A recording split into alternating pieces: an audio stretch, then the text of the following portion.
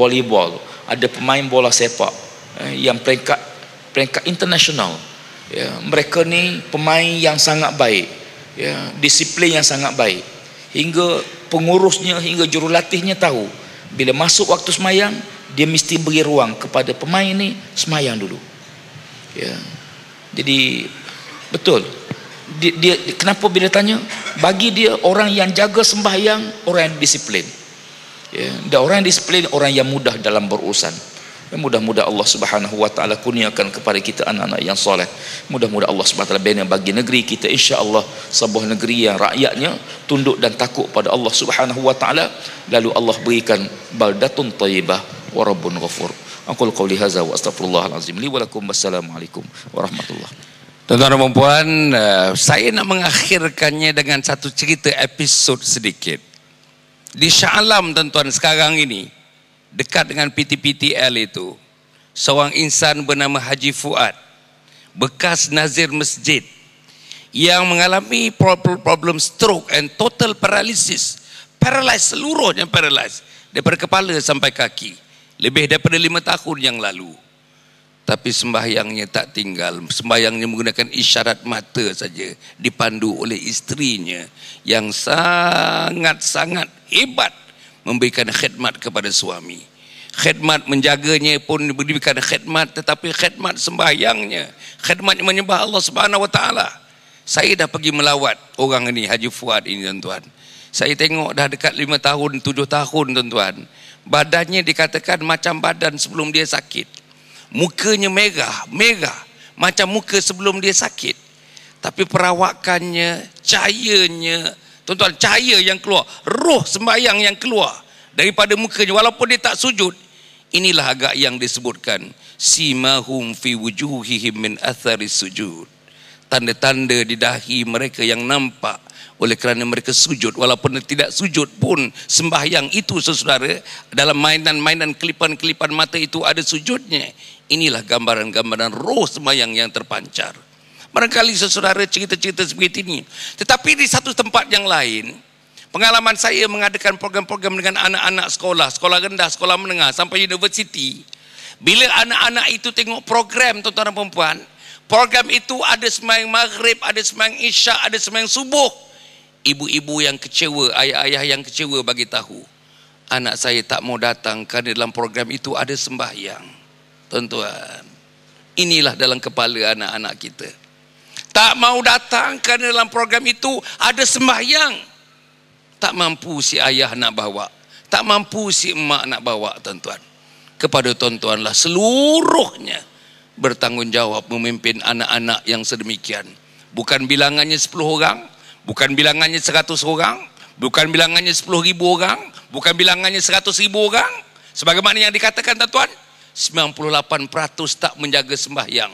Dalam 98% yang besar tak sembahyang langsung, tuan-tuan dan puan-puan. Jadi sebab itu kita berforum pada malam ini, insya-Allah. Mudah-mudahan kita ada bulan-bulan sembahyang nanti, tuan-tuan dan puan. Dengan bulan-bulan yang lain, kita mengharap di negeri Selangor ini menjemputkan salah satu daripada negeri di Malaysia ini, insya-Allah. Hakikat daripada yang kita dapat tadi, tuan-tuan dan puan, daripada bahan-bahan yang dicurahkan oleh ahli panel, yang saya mesti mengucapkan terima kasih kepada ahli panel pertama, Profesor Datuk Harundin, kemudian ahli panel yang kedua, Datuk Tuan Ibrahim Tuan Man, dan kepada tuan-tuan seluruhnya yang telah menjayakan program ini.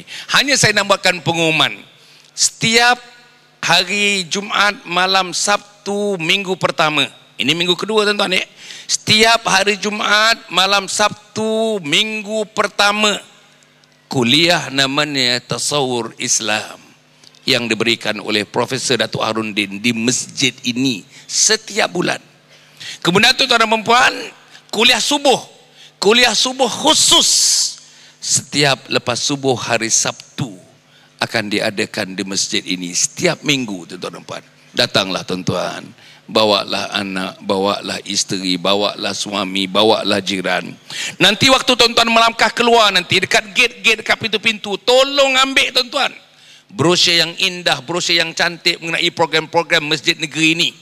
Program-program yang akan menjulang masjid negeri ini mesti menjadi masjid unggulan, masjid yang akan menjadi referen kepada masyarakat. Tuan-tuan balik nanti ambillah brosur-brosur itu. Yang di office tampalkan di office, yang di rumah sebarkan kepada tetangga-tetangga kita. Kita hendak bulan depan, tuan, bulan depan forum ini, bulan depan kalau yang hadir ini katakanlah ada 2,000 orang, bulan depan kita hendak 4,000 orang sekurang-kurangnya. Macam saya katakan tadi, tak apa. Kalau perlunya ada kanopi, kita akan bina kanopi di luar di sana untuk menampung teman-teman di sini, tuan-tuan dan puan, kerana dibanjiri oleh program-program popular yang akan dibuat oleh masjid negeri ini. Begitu juga, saya ingatkan lagi, minggu pertama, Jumaat, malam Sabtu, minggu pertama setiap bulan, tasawur Islam yang akan diberikan oleh Profesor Dato' Harundin, dan kuliah subuh setiap minggu, hari Sabtu, selepas hari sembahyang subuh hari Sabtu insyaAllah. Cukup setakat itu, saya mengucapkan terima kasih lagi kepada penganjur, terima kasih kepada tuan-tuan, terima kasih kepada pengarah JAIS yang hadir bersama-sama, terima kasih kepada teman-teman saya seluruhnya, terima kasih kepada Imam Besar Masjid Negeri, terima kasih kepada pentadbiran-pentadbiran agama, terima kasih kepada teman-teman yang menyebarluaskan brosur-brosur kita.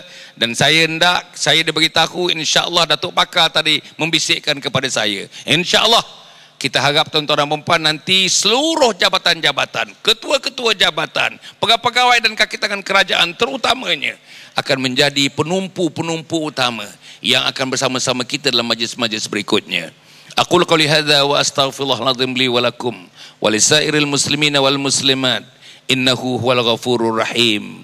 Wassalamu alaikum warahmatullahi wabarakatuh.